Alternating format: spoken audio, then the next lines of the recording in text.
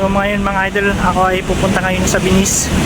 Dahil matagal ko lang gustong puntahan tong Binis na to eh. Ngayon ko lang makikita kung anong itsura ng Binis. Kaya samahan nyo ako sa aking paglilibot mga idol dito sa Binis. Napakaganda dito mga idol. So kaunting lakad lang mga idol, makikita mo na agad yung mga magagandang mga view. So medyo may kalayuan pa to doon sa entrada ng Binis. So ito na, i-cut lang natin mga idol. So ito na yung bubungad sa'yo, parang malapalasyo ang harap sa dito pagdating mo dito sa may crossing na to. So yan mga idol, kita nyo naman ang ganda ng init ng araw, pero hindi nyo mararamdaman ang init ng araw kasi malakas naman ang hangin dito. So ayan na mga idol, nandito na tayo sa Binis. Ayan, parang nasa ibang bansa ka na. Hindi pa yan siguro mga idol pag nakapunta na tayo sa loob. So paano yan, magpapabida muna ako dito mga idol. Magpapakute baga. So mga idol, nandito tayo ngayon sa Grand Canal Binis, dito sa Taguig. So matagal ko na siyang gustong pasyalan pero wala akong time. So ngayon lang ako nagkaroon ng time dito sa Binis. So nasa likod ko yung Grand Binis Canal, yung mall nila. So ngayon mga idol, samahan nyo ako sa paglilibot dito sa Binis. Tingnan natin kung talagang maganda talaga. So ano pang hinihintay nyo? Tara na!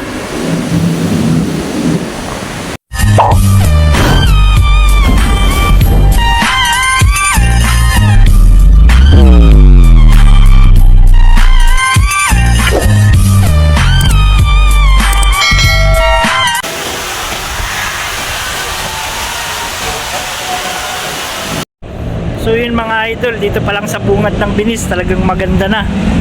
Entrada pa lang yan mga idol. Ayan o. Paano pa kaya pag nandun tayo sa loob? Try natin sa loob pumunta dun mga idol. Talagang susulitin natin tong araw na to ngayon sa maglilibot. So ayan mga idol, dito pa lang sa pinagpapahingahan ko ngayon. Ngayon mo po muna dahil sobrang init. Pero kita nyo naman yung view. Akalain mong nasa ibang bansa ka. Ayan. Pakaganda dito ng view mga idol.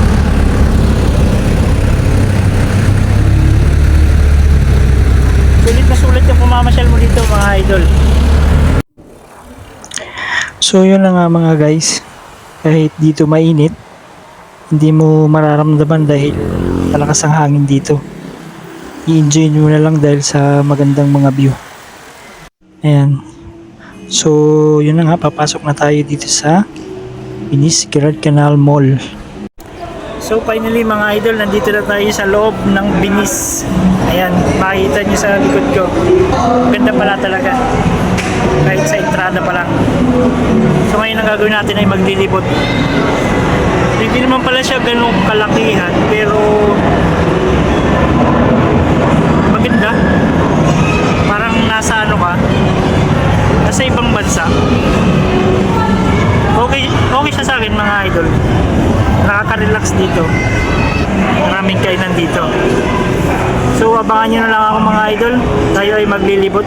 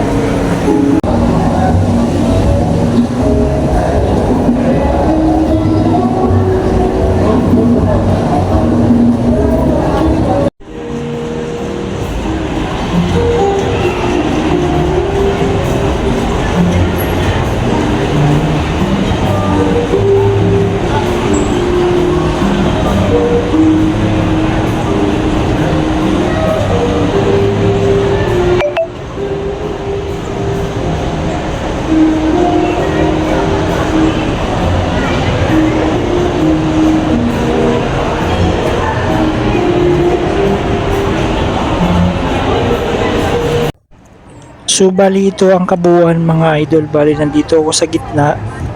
Dito ako kumukuha ng video. Ito talaga yung laki at lawak ng Grand Venice Canal dito sa Tagigyan mga idol. Ayan. Dito ko napapaikutin yung camera. Saka meron din dito mga mga tiyangge-tiyangge dyan. Mga souvenir. At tutuloy lang ako sa paglilibot natin mga idol. Para sa aking mga idol na hindi pa nakapollow, pwede nyo pa akong i-follow sa aking Facebook page. Salamat mga idol. Sa aking mga idol na gusto magpa-shoutout, mag-comment lang kayo mga idol at sa susunod na aking mga video ay sa-shoutout ko kayo. Maraming salamat mga idol. So sana po nagustuhan nyo ang panunood ng aking video mga idol. Mag-ingat po tayo lahat.